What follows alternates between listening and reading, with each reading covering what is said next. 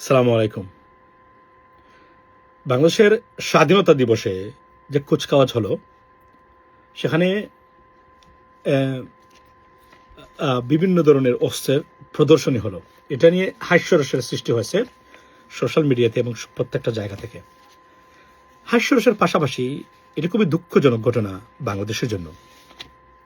স্বাধীনতার ৫৪ বছর পরে এসেও আমরা আমাদের রাজনীতিবিদরা এবং সরকার যারা পরিচালনা করেছেন, তারা বাংলাদেশের শত্রু, সমস্যা, সমাধান এবং আমি যদি বলি যে বাংলাদেশের এনিমিজ রাইট বুঝতে এবং নির্ধারণ করতে মারাত্মকভাবে ব্যর্থ হয়েছেন। যে কারণে স্বাধীনতার ৫৪ বছর পরে সে কুচকাওয়াজে আমরা বাঁশের তৈরি অস্ত্র মিসাইলস দেখি। এবং এই যে আমরা যে অস্ত্র আছে বাংলাদেশের, অ্যাকর্ডিং টু দ্যাট, এবং আমি যদি এটার উপর ভিত্তি করে আমি বলি, I am not a military person, but যতটুকু জানা আছে সেখান থেকে বলি, ভারত যদি বাংলাদেশকে আক্রমণ করে আধা ঘন্টা বা ৩০ মিনিটের ভিতরে বাংলাদেশ অন্ধকারে নিমজ্জিত হবে এবং সবকিছু তছনছ করে দিয়ে যেতে পারবে। এতটাই ফ্রাজাইল বাংলাদেশ। কি দুঃখজনক কথা। অথচ এই দেশ থেকে $২৩৫ বিলিয়ন পাচার হয়েছে বিগত ১২ বছরে। আমরা কি গরিব? ব্রিটেনের মতো দেশের জিডিপি $১১২ বিলিয়ন। সেই বাংলাদেশ আমরা আপনার $২৩৫ বিলিয়ন শুধু অফিসিয়াল ফিগার, এটা সব গভর্নমেন্ট, আওয়ামী লীগের হিসাব মতে।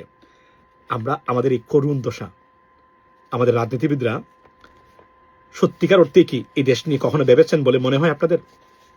যদি ভাবতেন তাহলে কয়েকটা লাঠিও তো বানিয়ে রাখা দরকার ছিল এই দেশের দেশকে এক সপ্তাহ হলেও রক্ষা করার জন্য, যেখানে আমাদের পার্শ্ববর্তী একটা সিরিয়াস অ্যাগ্রেসর, যারা তাদের স্ট্র্যাটেজিতে পলিসিতেই হলো বাংলাদেশকে দমিয়ে রাখা, বাংলাদেশকে কুক্ষিগত করে রাখা।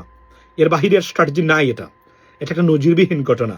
দেখে দুঃখ লাগলো। তবে সরকার প্রধান মাননীয় প্রধানমন্ত্রী তারেক রহমান সাহেবকে ধন্যবাদ দেই যে উনি যে এইবার অন্তত এই স্বাধীনতার দিবসের এই কুচকাওয়াজটা অন্তত করেছেন, যেটা 18 বছর ভারতের আপত্তির কারণে বন্ধ ছিল, কিন্তু সেটা উনি করেছেন। এটা একটা গুড সাইন, এটার জন্য ধন্যবাদ উনাকে।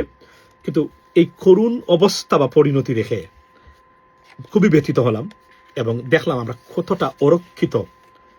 সারাদিন স্বাধীনতা নিয়ে কথা, স্বাধীনতার পক্ষের বিপক্ষের যুদ্ধ, এই স্বাধীনতা বিরোধী এই সেই রাজনীতিতে প্রতিদিন মুখের ভিতরে মুখ শুকিয়ে যাচ্ছে আপনাদের এই বক্তব্য দিতে।